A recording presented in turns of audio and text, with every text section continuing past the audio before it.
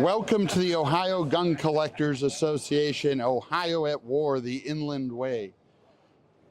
I'll take you through a journey of the story of inland manufacturing and the production of the M1 carbine. Our journey will begin over here with our Rosie the Riveter.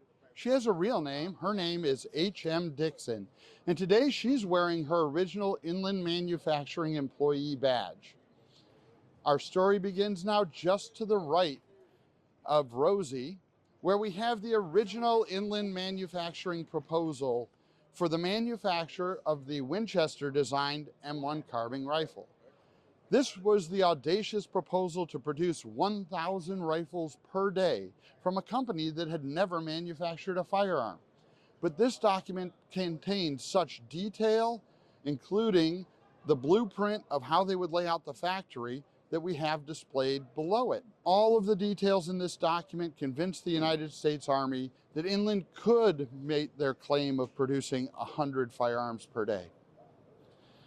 They would go on to produce detailed documents like our original process control book for the manufacturing of the receiver for the rifle. Details, including improvements to the manufacturing process, are laid out in this important document. Above it, we see the inspection stamps and developmental dummy rounds that came out of the Inland factory. Down below the process manual, we have what we call our extractor tree, a unique artifact of the manufacturing process. It is a casting of dozens of M1 carbine extractors. This is emblematic of the type of improvements that had to be made in metallurgy and manufacturing to produce what would ultimately be thousands of firearms per day. Now, the innovation at Inland didn't stop with the winning of the contract. Throughout the program, they continued to develop the M1 carbine. Here we see a representation of an airborne trooper. We'll get back to him in just a second. But the rifles next to him show the early production and evolution from Inland, starting at the beginning with this stunning I-cut Type 1, as collectors would call it today, an early Inland-built M1 carbine. Note that the oiler in the stock is held in by an I-cut in the stock. Below it is a later Type 1 carbine with an oval cut stock. This is one of the examples of Inland continuing to innovate and simplify and strengthen the firearm throughout its development. But perhaps the most dramatic and iconic development is the paratrooper carbine below it. These were developed and produced only at Inland Manufacturing in Dayton, Ohio. And that's why we have our trooper positioned in this section of our display. This trooper is somewhat unique.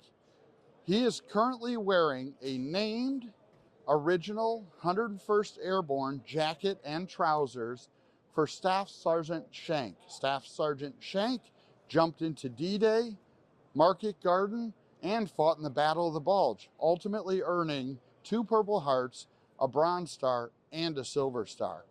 Staff Sergeant Shank's uniform is outfitted with period correct and original accoutrements as they would have been pre-jump on D-Day, including, of course, his Inland paratrooper M1 carbine.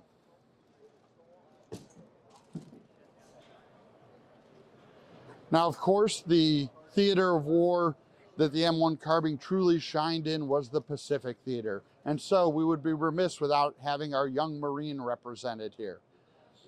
He's also represented with a late war Inland carbine. Note some of the features on it are quite different than the early guns. We'll go through and talk about the development of the carbine throughout the war as we look at our Type 2 M1 carbine at the top of our display.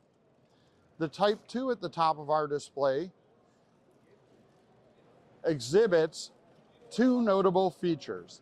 The low wood stock around the operating rod that allowed for improvements to the operating rod and strengthened the stock in an area it was prone to cracking, and the wide front barrel band, which was also an improvement based on feedback from the use in combat to make the gun more reliable and stronger. Ultimately, Inland would evolve to what collectors today call the Type 3 carbine, most recognizable by its adjustable rear sight and bayonet lug. but also includes other improvements like the improved safety switch, magazine release, and other changes that would later allow it to be adapted into a fully automatic version. Below that is probably the one that gets the most attention at the show because it is cutting edge 1945 night vision technology. This particular example is an M3 model which evolved from Inland's development of the T3 during the war. It would go on to continue to be retrofit onto carbines from various manufacturers, including this one that is built on an Underwood, one of the other prime contractors. As the war came to an end and production was ramping down, Inland Manufacturing recognized that there were many important contributors among their employees that made this program a success. On July 6, 1945, just a month before the first atomic bombs would be dropped, they decided to recognize 18 of their employees that were most influential and important in the process. Among them was S.R. Prance, chief metallurgist at Inland Manufacturing. He contributed throughout the program in many different ways and many different components that made the mass manufacturing possible. Ultimately, 2.6 million of these rifles would be made by Inland, and they would do that in just under 1,200 days. Instead of the 1,000 per day that they had promised the US Army, they had actually produced over 2,200 rifles per day for the entire production run of 4 years.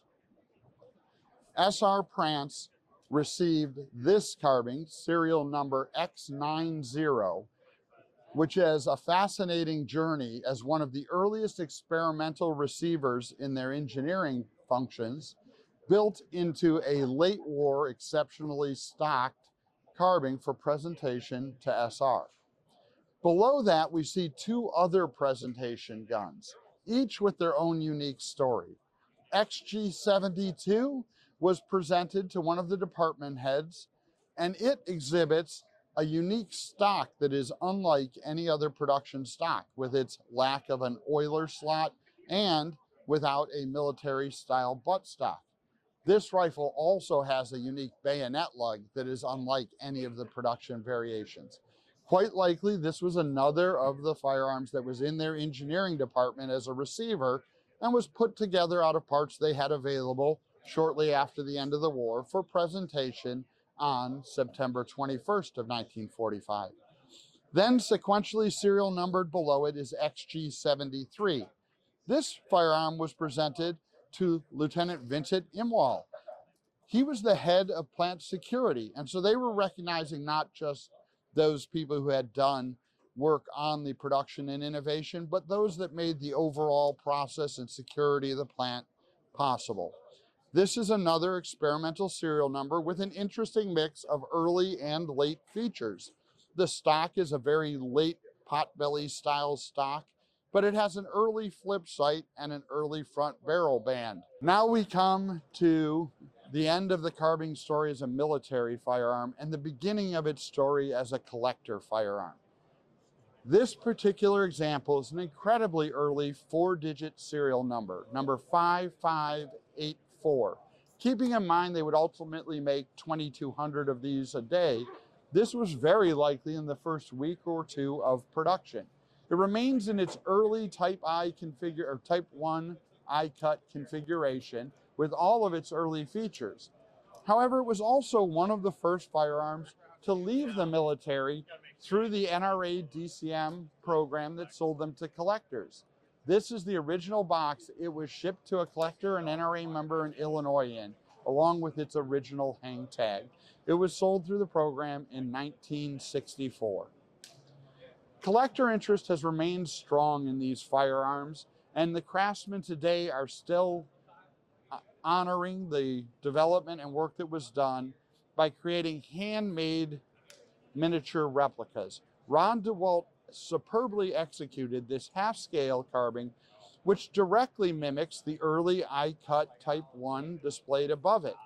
This is functioning in all respects and will even feed and eject dummy rounds. Of course, there's no ammunition made in half-scale carbine ammo, so it's not been fired, but it does have all of its functioning components. And the final person I'd like to introduce you to is represented here as Ron Dahlhammer. Now, Ron is an important figure in our display. If you notice, he's wearing his original Inland Manufacturing employee badge, but he's also wearing his Ohio Gun Collectors Association badge. Ron was an employee and collector who saved many of these artifacts from the factory and has brought them into the Ohio Gun Collectors Association family by passing them down to his family members. Ron is no longer with us, but he is remembered as an important figure in saving the history of inland manufacturing. Thank you for your time today, and I hope you enjoyed our display.